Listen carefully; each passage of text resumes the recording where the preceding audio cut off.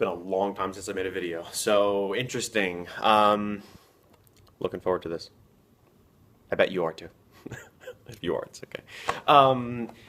Systems test is going to be on Wednesday, so let's go ahead and go through graphing and substitution today, and then tomorrow I'll make a video for elimination. That'll help you out for the test. The test should be pretty straightforward. Okay, so I will do one and you do the other. There's 6 problems here.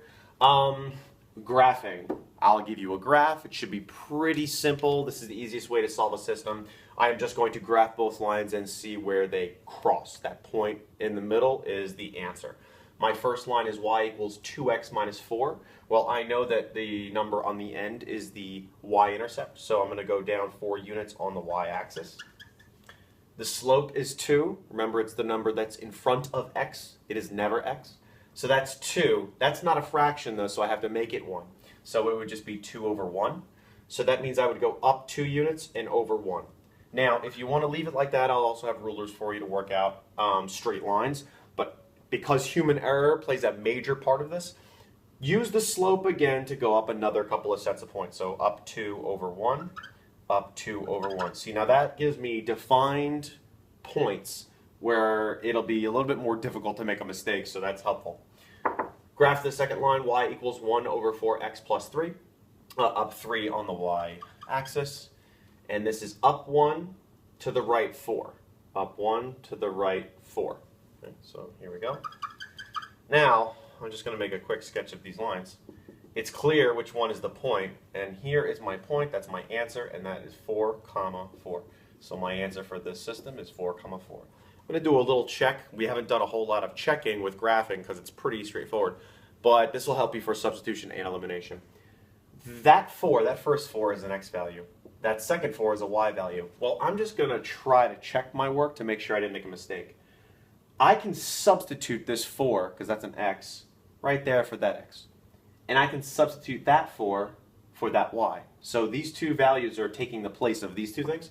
So I can rewrite this equation now as 4 equals 2 times 4 minus 4. And that should give me a true statement. A lot of 4's going on. So 4 equals 8 minus 4.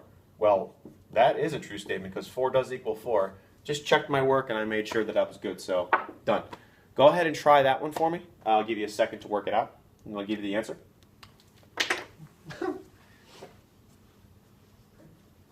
You should have gotten -1, comma 3. Now, this one was a little bit challenging, okay, because what you should have done was, the first line's easy to graph, up 4 and then up 1 over 1. But the second line is a problem because you don't have graph space to actually do it. So what I mean by that is, when you plot -3 on the y-axis, the slope is -6. So it's telling you to go down 6 and to the right 1, but you can't because the graph is stupid. It's not big enough. So instead of going down 6 to the right 1, you have to do the opposites. You have to go up 6 to the left 1 and see how that makes a point here. This only happens when your graph does not provide you the correct amount of space. Okay, so just something to think about for the next time. Let's go to substitution because I have more for substitution. Okay. I'll do the first one. I'll do number 3 and you do number 4. So if you want to get started on them both now, you can pause me and work it out. Substitution. When they are both y equals, it's easy. You are just going to make both equations equal to each other. So the way I like to say it is, I'm going to take this -4x, because that's what y is. I'm going to plug it in right there for that y. So now I'm going to make an equation. -4x is going to equal this other equation, -5x minus 2. Now I have to move things around to make x on one side and a number on the other. I can move this over here, but that's going to be a problem because now I'm up with 0, and that's going to be challenging later on. So instead, I'm going to add 5x to both sides. Some of you might want to have done that anyway, because that crosses that out, and now what I'm left with is just 1x, or just x, and that's supposed to equal whatever's left over here, which is -2.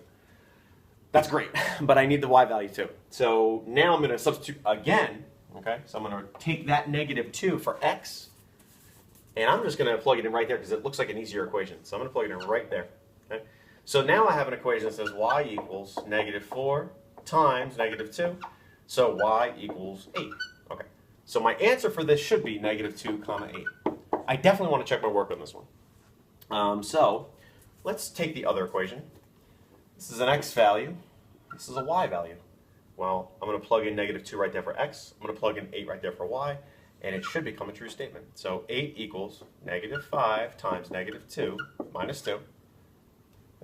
8 equals 10 minus 2. And 8 equals 8, which, that's not an 8, which is a true statement. So I know my work is good.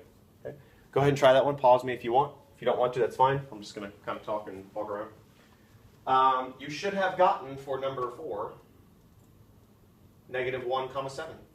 Negative 1 comma 7. Negative 1 comma 7. Okay. Next two. Little different. I'll do 5, you do 6. Now, both equations are not y equals. One is, which makes this, I kind of think this is easier actually. When one of these equations equals y, well, that's what y equals. It doesn't have to always be a number, it just can be another expression.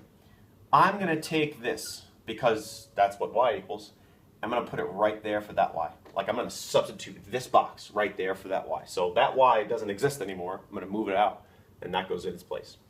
So negative 2x, because that's the beginning of this, minus 7. Now at that point, I have to put the box. I'm going to change the parentheses though. 6x minus 2, and then it's going to equal 14. So now I'm just going to distribute the negative 7 to everything on the inside of the parentheses. Negative 2x minus 42x plus 14 equals 14. Okay. Combine like terms. So that should be a negative 44x. Plus 14 equals 14. I haven't done anything yet over there. I have to get rid of this 14. And that's going to cross both of those out, which is fine. It's okay to have a 0, because that's what that is now. Now, I can work this out too. I would divide by negative 44. But my answer is just going to be 0 for x. So x equals 0. Now, I need the y value. Okay? So I'm going to take that x equals 0, so the 0, and this looks like an easier equation. So I'm going to plug it right in there. So y is going to equal 6 times 0 minus 2. Okay? So y is going to equal 0 minus 2, and y is going to equal negative 2. So my answer for this system is 0 comma negative 2. But I definitely want to check my work, because this was a lot of work that I did, and I don't want to make a silly mistake. I could put them into any equation, but let's take the first one. Okay, I want to try a little different here. That's an x value, and that's a y value. I'm going to plug in 0 there, and negative 2 there. So negative 2 times 0 minus 7 times negative 2 should equal 14. So negative 2 times 0 is 0. Negative 7 times negative 2 is a plus 14, and that's supposed to equal 14, which it does, and I'm good. Number 6. I don't know. What should you have gotten?